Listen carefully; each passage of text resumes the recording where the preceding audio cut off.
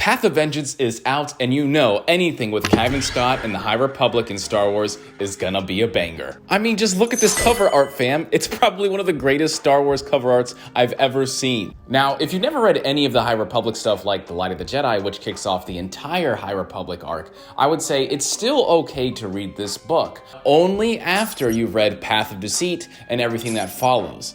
This book, Path of Vengeance, does start quite a few years before the initial first phase of the High Republic, so it's okay if you haven't read the first wave and the first phase. I kind of think it's actually the best time to get into the High Republic, because even though there are so many books, there isn't too much that you can't catch up to or it's going to be too confusing for you to understand. But this is going to be a minor spoiler review. I'm not going to reveal anything about the ending, so you're not going to have to worry about me spoiling everything. The High Republic has given us so many things about the Force and also the Jedi's enemy, which I love because usually when you think of the Jedi's enemy, you think of the Sith, but we know about the Drengir, we know about the Leveler, and also these other religious cults inside the Star Wars universe. And this story is a continuation about the Path, and they have a religious leader, I would say, and more of a brains behind the operations, which is the Mother. And I gotta say, man, a lot of people like to compare her between Marchion Ro and who's the strongest or who's the most menacing, and I think the Mother has Marchion Ro beat. I mean, there's not many people that go around with their secret weapon holding it to a chain, and I know a lot of people out there love Marchion so much that they want to be chained up by him, but I swear to God, man, the Mother is her. She is probably one of the most terrifying and menacing people that I've ever seen in Star Wars. And that says a lot. We have a lot of crazy characters in Star Wars. You know, we have Palpatine, Darth Maul, Darth Malgus, Bane, and of course Abeloth. But the one thing about the High Republic is I've never seen so many characters that are as tactical as they are menacing. Maybe since Thrawn, but there is this genocidal, this motivation, this vengeance that is so intriguing about these characters in the High Republic and the Path of Vengeance. It's kind of crazy and terrifying to see so many religious figures go up against the Jedi, and I gotta say, there's a lot of times where I am terrified for the Jedi and their fate, because, you know, we don't see any of this stuff inside the movies. This is hundreds of years before the movies, and I gotta say, that's the one thing about the High Republic I'm so worried about, is where all this is going to lead, what's going to happen. The Leveler is a weapon. It's such a dynamic weapon against the Jedi to the point it petrifies them, possesses them, terrifies them. Every single time a Jedi or a Force sensitive encounter this, I've never seen them go into this terrifying, petrified state of fear and anxiety. And the Leveler is this creature that basically eats Force sensitives, but not in the way that you would think. It almost turns them to stone, and honestly worse. I don't even think that is the most terrible fate about this Leveler. I think it's more so the state and the mind of fear that happens, the stage of fear, the transition into this stage where the Jedi literally become bags and husks of ash and stone. The Leveler is by far one of the most unique weapons I've ever seen used against the Jedi.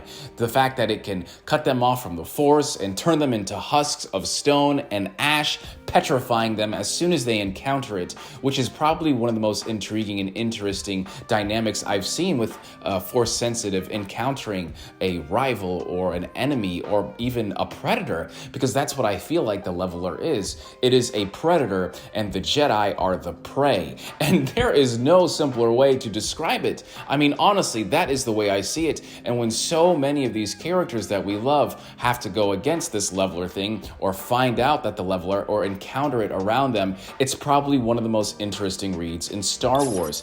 Every single book does it the same, or does it even better, and Path of Vengeance is no different. We get so much about Marda Ro and the Mother and the Path and the Convocation, and there are so many religious figures inside this, and it's always so interesting to see other religious bodies inside the Star Wars universe that aren't the Jedi. And the way that they radicalize the Jedi using the Force as if it's an obstruction, a manipulation, you know, that they are tainting the Force itself in the universe. The Jedi are using it for their own good. I swear to God, it is one of the most interesting things that I've ever read. And this book just goes even deeper into that. And sometimes even the Jedi have to help the people that are trying to destroy them, which is the Path and the Mother. And There's also other dynamics about some people inside that path that hate the Jedi that are also Force sensitive. And it's so cool to see when all this ties up on top of the Leveler and the Jedi.